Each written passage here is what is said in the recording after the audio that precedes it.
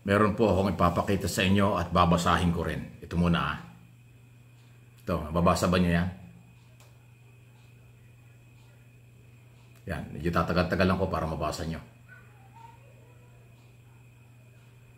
Yan ah. Pakibasa lang po ah. Ano ba ang dating sa inyo nito? Parang kakaiba yung dating eh. Ang dating sa akin ito, na gusto kong i-share sa inyo kasi sila po yung may gawa nito eh. Parang pangsariling galawan.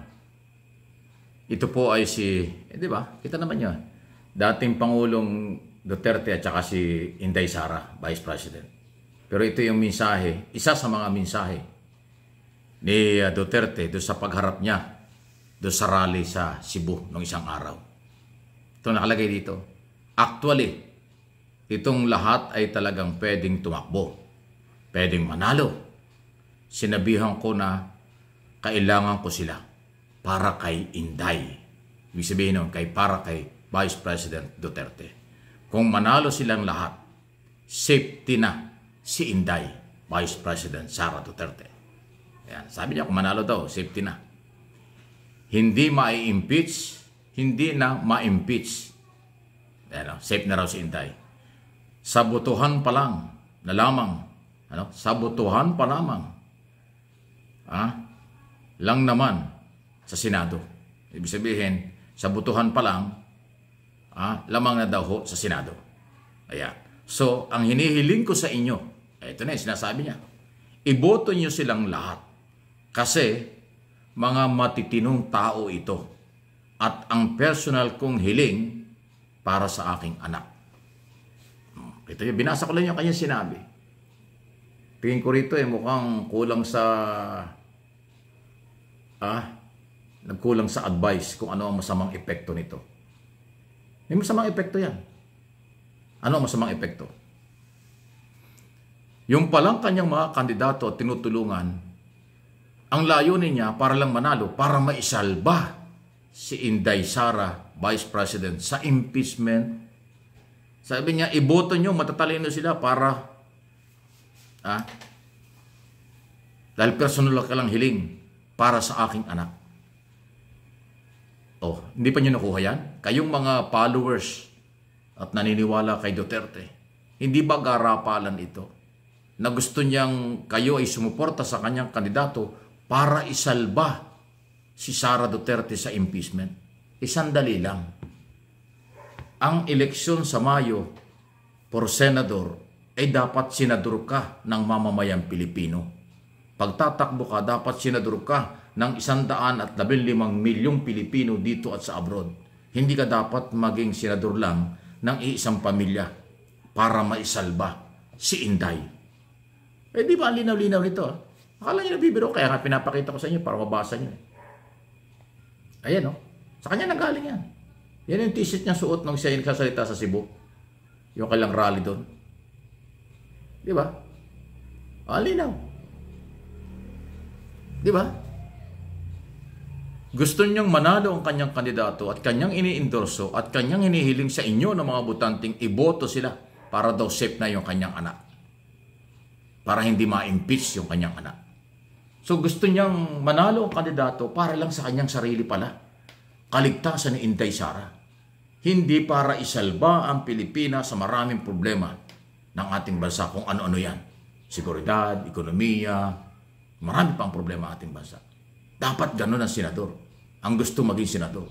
Para sa nakakarami at para sa lahat ng Pilipino. Hindi para sa kanila lang interest. Interest lang nila yan para isalba si Inday. Wow! Ano yon? Dating Pangulong Duterte po nagsalita niyan. Reviewin nyo. I-google nyo yung kanyang statement doon sa rally nila sa Cebu. Yan isa yan sa makikita nyo. Maliban doon sa iba pa. Marami siyang sinabi. So ito bang statement na ito ay epekto ng pasintabi na alam naman natin, nakakaedad na rin, hindi na rin bumabata si Duterte, si Rodrigo Duterte. O talagang hindi niya iniisip kung ano ang epekto ng kanya sinasabi. Basta lang masabi. Or kulang siya sa advice mula sa political advisor o media advisor Kasi hindi i-advise siya ng matinong advisor na, Mr. President, Mr. Former President, huwag mo sabihin yan. Negative ang epekto niyan para bang gusto mong manalo sila para lang isalba ang anak mo. Hindi maganda yan sa public. Pero nagtatawa na, nagpapalakpakan pa rin yung mga tao. Ginagamit na kayo ng harap-harapan, ginagamit kayo ng malinaw pa sa sikat ng araw. Pero tuwan-tuwa pa rin kayo. Interest ng kanyang pamilya ang dahilan kaya pala sumusuporta siya at nag-i-endorso sa mga kandidato ng kanyang grupo. Wow! As in wow! Tayong mga Pilipino magpapasweldo kung sakaling manalo sa kanila. Kung sino man sa kanila. Lahat ng gastos nila, pera ng mamamayang Pilipino, taxes, buwis ng mamamayang Pilipino. Tapos yung palang purpose niya ay para isalba si Sara Duterte. Hindi nakatingin sa impeachment court trial, ano bang ebidensya, ano ba ang pagpapatunay sa article of impeachment. Para bang pag nanalo itong grupong ito, wala nang pakialam sa ebidensya, isasalba si Sara Inday Duterte. Iyan ang layunin nila. Ganon? Wow! Nasaan ang interest ng bayan dyan? Interest lang nila. Please like, share ng video ito. So, ayan na, sa kanila mismo nang gagaling ang issue kung paano sila. Hindi ito banat Hindi ito banat kasi totoo sinabi niya.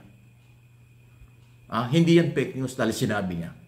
Binibigyan ko lang ng opinion, analysis, interpretation kung ano ang positibo at negatibo. Wala akong nakitang positibo. Positibo yan para sa naniniwala sa kanya at sa kanyang pamilya. Pero negative ito sa majority ng Pilipino magpapasweldo sa kung sakaling manalo ang kanyang mga senador.